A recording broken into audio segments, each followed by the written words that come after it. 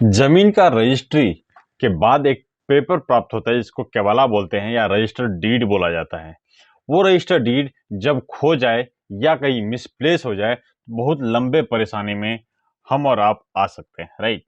और अगर आपके साथ भी ऐसा ही कुछ हुआ है कि रजिस्टर्ड डीड आपका खो चुका है या मिसप्लेस हो गया या किसी को किसी व्यक्ति को आपने किसी ऑफिस में आपने दिया था और उस ऑफिस आपको प्राप्त नहीं हो पा रहा है अभी, तो मैं इस वीडियो में आपको स्टेप बाय स्टेप प्रोसेस बताने वाला हूं कि कैसे आप रजिस्टर्ड डीड की कंप्लीट डिटेल आप देख सकते हैं ऑनलाइन। वो भी आप अपने मोबाइल स्क्रीन से भी देख सकते हैं और लैपटॉप या कंप्यूटर के माध्यम से भी आप चेक कर पाएंगे। पूरा डिटेल बताने वाला हूं। अगर आप हमारे चैनल पे नए हैं तो वीडियो को लाइक कीजिए, चैनल को सब्सक्राइब कीजिए, शेयर कीजिए अपने दोस्तों के साथ ताकि वो भी इस तरह की जानकारी से अवगत होते रहें। ऑलराइट, आते हैं वापस वीडियो के मेन कंटेंट पे कि किस तरह से आप अपने रजिस्ट्री का जो डिटेल है, राइट, जो केबाला में जो रजिस्ट्री करते टाइम जो डिटेल फीड करी जाती है वो सारे डिटेल आप चेक कर सकते हैं, वो भी ऑनलाइन। उसके लिए आपको मैं ले चलता हूं अपने लैपटॉप स्क्रीन पे, राइट। और सेम चीज अगर आप चाहें तो अपने मोबाइल स्क्रीन से भी आप मोबाइल के माध्यम से भी आप चेक कर सकते हैं। तो मोबाइल के माध्यम से क्या करना है आपको, आज चले जाना है आपको अपने गूगल क्रोम पे या इंटरनेट ब्राउजर ओपन करना है और उसके बाद आपको ओपन करना है भूमि जानकारी .बिहार.gov.in, राइट। बिहार गवर्नमेंट का एक ये प्यारा सा पोर्टल है जिसमें आप अगर रजिस्ट्री अपना करवाते हैं, राइट, तो रजिस्ट्री की सारी डिटेल इसमें फीड हो जाती है। और ताकि आप कभी अगर आपके साथ रजिस्ट्री आपसे मिसप्लेस हो जाए या आप रजिस्ट्री कहीं खो दें तो भी आपका ये जानकारी सिक्योर रहता है। और इस यहाँ पे जो जानकारी उपलब्ध होती है उस जानकारी के माध्यम से आप इजीली आप चाहें तो रजिस्ट्री ऑफिस से केवल अपना रजिस्ट्री डीड जो है निकलवा सकते हैं। उसके लिए क्या करना है, सबसे पहले आपको यहाँ पे आ जाना है क्विक सर्च के अंदर। क्विक सर्च में जब आप आएंगे तो वहां पे ऑप्शन मिलेगा सबसे पहला कि ऑनलाइन रजिस्ट्रेशन, कि जब से ऑनलाइन रजिस्ट्रेशन स्टार्ट हुआ तब से अब तक जितने भी केवला रजिस्ट्री हुई उसकी सारी ब्यौरा यहाँ मिल जाएगी। पोस्ट कंप्यूटराइजेशन, इनफैक्ट 2016 से पहले 2006 और 2015 के बीच में पोस्ट कंप्यूटर उससे पहले जितना हुआ था वो सारी चीज है। और प्री कंप्यूटराइजेशन इनफैक्ट 2005 से पूर्व में जितनी भी रजिस्ट्री हुई थी उसकी डिटेल। 2005 और 2006 से 15 के बीच में कुछ डिटेल्स हमारे पास उपलब्ध हो जाती है and most of the details उपलब्ध नहीं हो पाती। क्यों? कि उस समय जो रजिस्ट्री ऑफिस कई बार चेंज हुआ है और बहुत सारी चीजें सिनेरियो हो सकते हैं, राइट।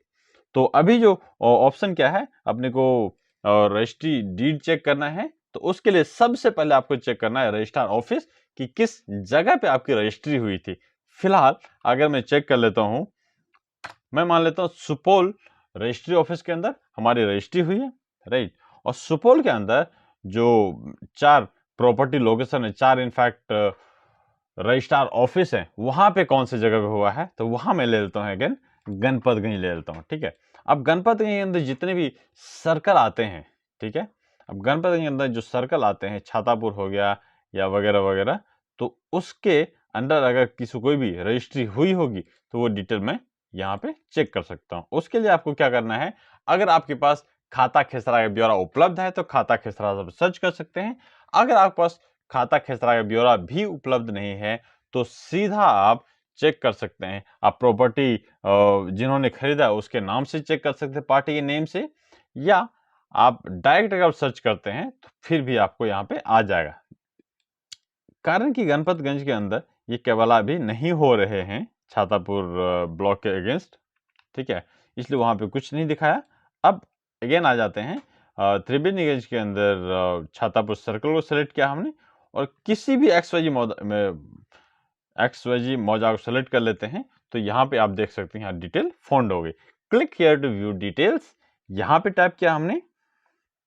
यहाँ पे टैप करने के बाद पूरा स्क्रीन पे डिटेल आ जाती है। इनफैक्ट कि सबसे पहला यहाँ पे अगर लीजर का आता है, ठीक है, तो किन्होंने लीज लिया है, ठीक है, और लीज किन्होंने दिया है, लीज की डिटेल भी आ जाती है। अगर रजिस्ट्री लीज हुई है तो, या अगर कोई खरीद बिक्री हुई है तो उसके ब्यौरा आ जाते हैं। एग्जीक्यूटेंट का मतलब ये वो होता है जिन्होंने बेचा है, राइट। और क्लेमेंट का मतलब वो है जो जिन्होंने क्लेम किया है। ठीक है, इसकी डिटेल अगर हमें चेक करना है तो उसके लिए व्यू डिटेल पे टैप करेंगे अपन। व्यू डिटेल पे टैप करते ही यहाँ पे आ जाएगा नाम। ठीक है, यहाँ आप देख सकते हैं token number, registry year, serial number, right, deed number, जो सबसे इंपॉर्टेंट है डीड नंबर। अगर आप यही केवल आपको सर्च करवानी है आपके रजिस्ट्री ऑफिस में, तो आपको क्या करना है, सिंपल डीड नंबर बतानी है और डेट बतानी है। तो एग्जैक्टली आपको बहुत से 2 से 3 दिन के अंदर आपको जो है सर्टिफाइड कॉपी आपको केवल उपलब्ध करा दिया जा सकता है।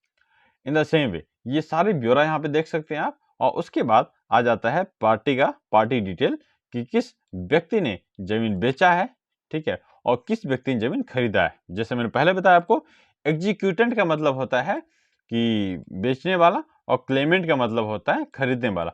आप इसी चीज को अगर आप चाहें अनुवाद कर, अगर आप चाहें इसी चीज को इनफैक्ट कन्वर्ट करके हिंदी में देखना तो हिंदी में भी देख सकते हैं।